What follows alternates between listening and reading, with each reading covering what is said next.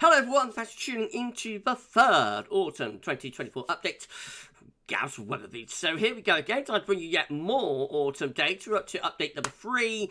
And this one's going to be a June data special. So we're going to be looking at England, Wales, precipitation and CT for June, and the autumns that follow the relevant Junes. I'll explain it all in a moment, but just say that if you're enjoying the content on the channel at the moment, please do like, share and subscribe. Thank you so much everyone for doing that for GavsWeatherVids. Busy old day at GavsWeatherVids. Today we've got till we release the 6 AM forecast.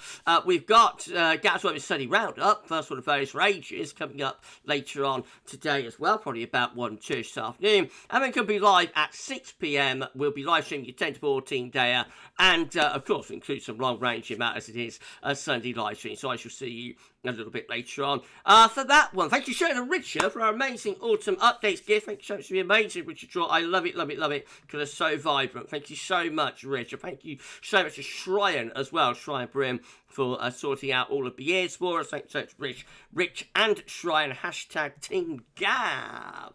As always, wow. I don't know, I've got itchy nose. Right, okay, let's start off then. So I'm going to begin with the CT data set. So June central temperature came in at 14.0, very close to a 61 to 1990 average, 0.1 of a degree below normal.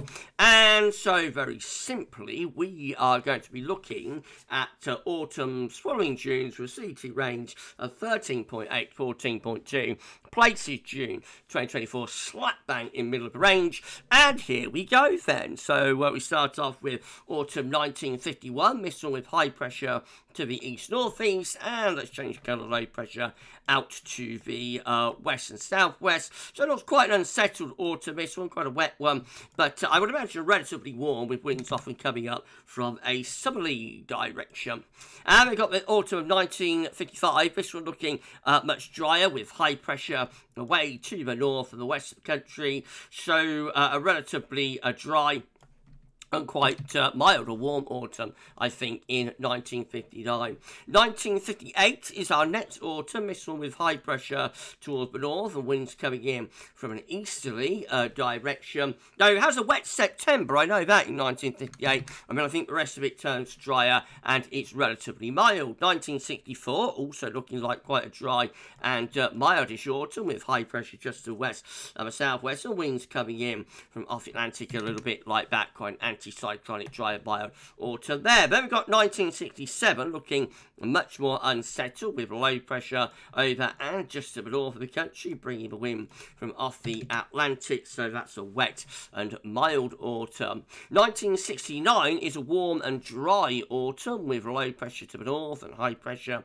ridging in from off the Atlantic rather like that. So has quite a dry and warm September, a dry and warm October. I think it turns a little bit colder in November, but overall that's quite a warm autumn at the end of the 1960s. Very wet autumn. Next, it's 1974, following June, CT range of 13.8 to 14.2. This with deep low pressure over to the east country, high pressure out the Atlantic. Quite a coolish autumn as well, but the main thing about this one is that it's very wet. The final wet season really before things start turning a lot drier for the winter of 74, 75, and we go off and running into the great drought. Then we've got 1979 as our next autumn, mild and unsettled, low pressure to the north, high pressure southwest, very westerly autumn that one. We've got 1980, so this one just rather mild and mixed, I think, quite a bit of low pressure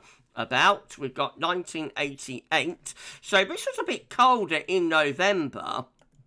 It was quite a coldish November before what is a very mild winter in 88, 89. A few cold snaps there. Otherwise, it's just generally an average sort of autumn, really. The standout talking point of the autumn of 1988 is the cold snaps that we get in the November. 1995 is an interesting autumn. Low pressure to the southwest, high pressure blocking away to the north, and also ridging down into West Europe. So it is a warm autumn, it's particularly dry, a warm October. October. Has a wet September, though, following a hot summer. And then November's quite wet as well, but generally quite mild. Often the wind's coming up from the southwest, but is that high pressure towards ice to Greenland a little teaser of the winter to come?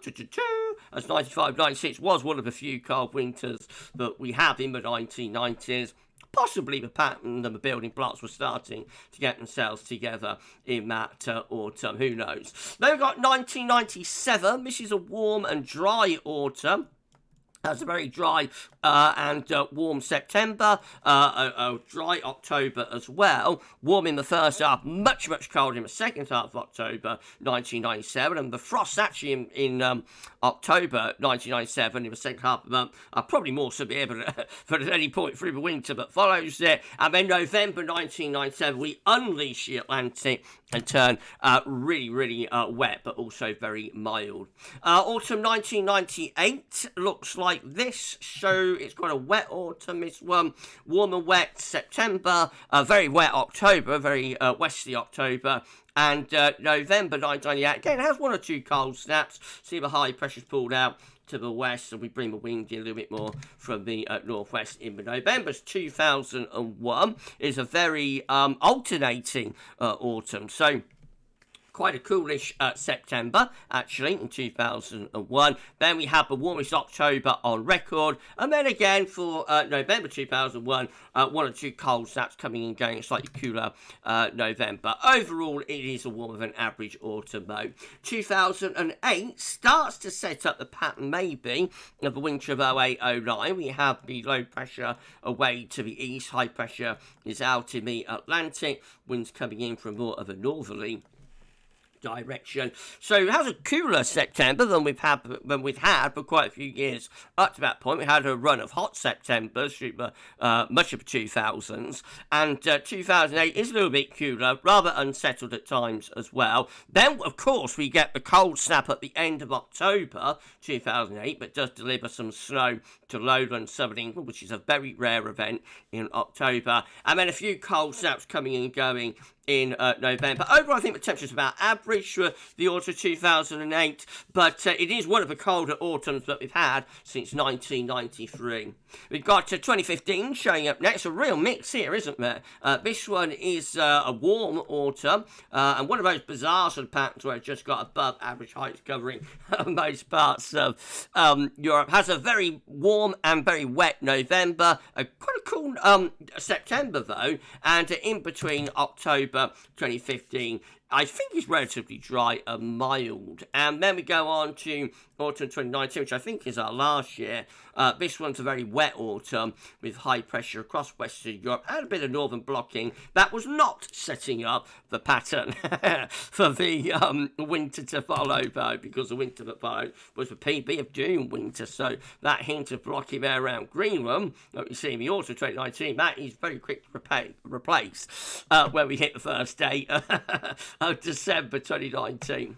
Anyway, let's put all of that together. This is how all September's combined are looking, following June CT of 13.8 to 14.2. Quite an unsettled signal for the September's overall. Low pressure dominating, bringing an increased risk of wetter conditions. Remember, there will be years that are deviating from this. So, for example, September 1969 was quite dry, I think. Also, September 1980 was as well. So, there's years that deviate. 1997 in September deviates too. But overall, putting it all together, more likely to be an unsettled September. All Octobers combined, that's a little bit of a drier signal with high pressure ridging in from the Azores, low pressure's away to the north. So that could be a drier and warmer signal, or a warm and dry signal for all Octobers combined, and then all Novembers combined. Maybe just a hint of a few cold snaps. The main trough is across the north and the east of Europe that would deliver cold shots into northern and eastern Europe. We're kind of on the periphery with high pressure in the middle of the Atlantic, but I think, there would be the prospect maybe of one or two cold snaps there from some of those Novembers. And then if you have a look at all autumns combined, following June CT range of 13.8 to 14.2. We tend to get high pressure out in the Atlantic, low pressure way to the northeast. So quite an unsettled signal overall. Remember, every month is varying, though. The most unsettled month actually looks to be September out of the three with October possibly the driest month, and then November somewhere in between. Right, okay, well that's the first data set gone through. Let's go on though and have a look at England and Wales precipitation. So we finally had a drier than average month in June after so many wet months, virtually 12 months of solid of above average rainfall. But look at this. We have an England and Wales precipitation of 33.8 millimetres in June 2024, which is an anomaly of 48% of average. This blue line is June 2024 precipitation. Notice that is under the black line, which is the average for England Wales precipitation in June. So solidly drier than average June there. First driving average months, I say, for absolutely ages. I think, probably wrong on that, but it has certainly have been a wet run anyway, hasn't it, from July 2023 to May 2024. So we have an England Wales precipitation of 33.8 millimetres there. Let's have a look at our range and which Ryan's worked out. Now we're looking at autumns following June's with an England and Wales precipitation range of 24 to 43 millimetres. We start off once again with 1951. That's back. So high pressure to the east, low pressure is out to the west. And check this out. Bring the winds up from the southeast. So a wet and warm signal there. Then we go on to 1961. I've changed the colour. This one looks like quite an unsettled autumn with low pressure. For West Europe, high pressure is away to the northeast. I think that's a very hot September in 1961. Could be wrong on that. 1967 is back again as well. Warm or mild and unsettled. Low pressure in from off the Atlantic. We've got 1970, which is a milder and drier autumn. Low pressure to the north, high pressure to the south. Winds coming in from a westerly direction. And we've got 1979, that one's back again too, with low pressure to the north, high pressure to the south. That's quite a westerly autumn, and again quite a mild autumn as well. 1983 is another dry-ish and mild autumn. Has a cool wet September, and then October, November 1983 are drier and milder. And then we go through to 1988. That one is back again as well. Interesting, there's quite a few overlap years this time, isn't it? So again, you know, sort of average autumn really, this one, but does have a few cold snaps in November. 1992 has a wet September and then turns very cold in October of 1992 before having a mild and unsettled November. And then we've got 1994. This one has the, just about, I think still is, the warmest November within the CET. Might have been beat by one of the more recent, very mild Novembers, but I think it has has the warmest November on record. Has another wet September, and October starts off with a potent cold snap at the very beginning, with actually some snow across northern Scotland, but otherwise is generally quite a mild month in 1994. 1996 has a few cold snaps in November, with low pressure to the east, high pressure away from us, winds coming in from the north. Has a dry but not overly warm September, quite a dry October as well, and mild, and then November becomes much more unsettled and colder with some snow actually on and off through November 1996. We get some early snowfalls, and then look at this, we've got 2010. Goodness gracious me, look at the blocking this time around Greenland.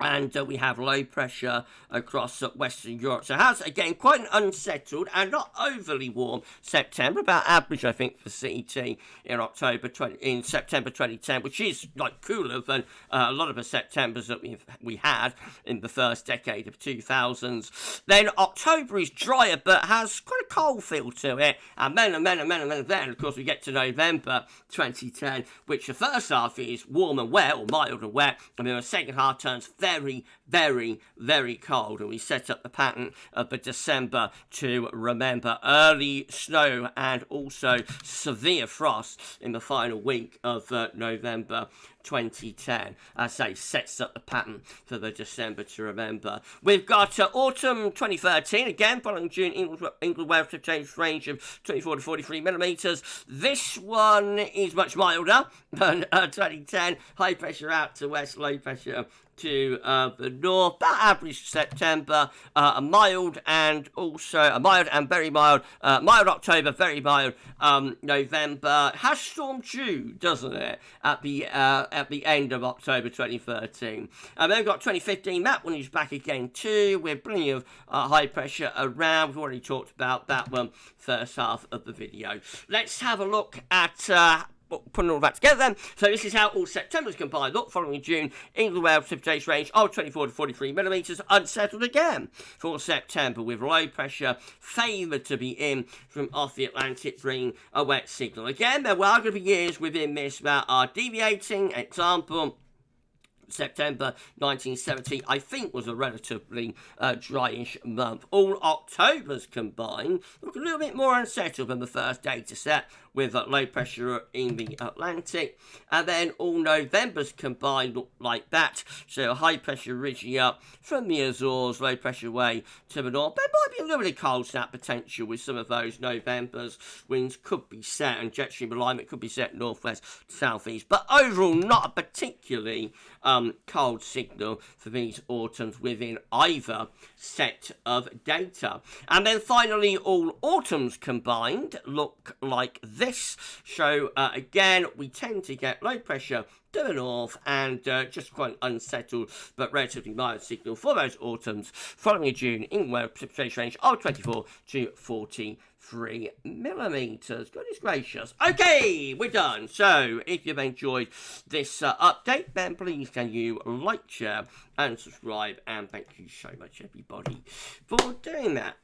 Right, thank you to Richard, and thank you so much to Shryan for all of the help on the video. Hashtag Team Gab, Richard Short, Shryan Brilliant. Absolutely incredible. Thank you so much, both. And thank you so much, all of you, for watching. We'll have another autumn update for you next week. We started after a very delayed start because I was in hospital. We're starting to crack on now with the autumn update. So thank you so much, everyone.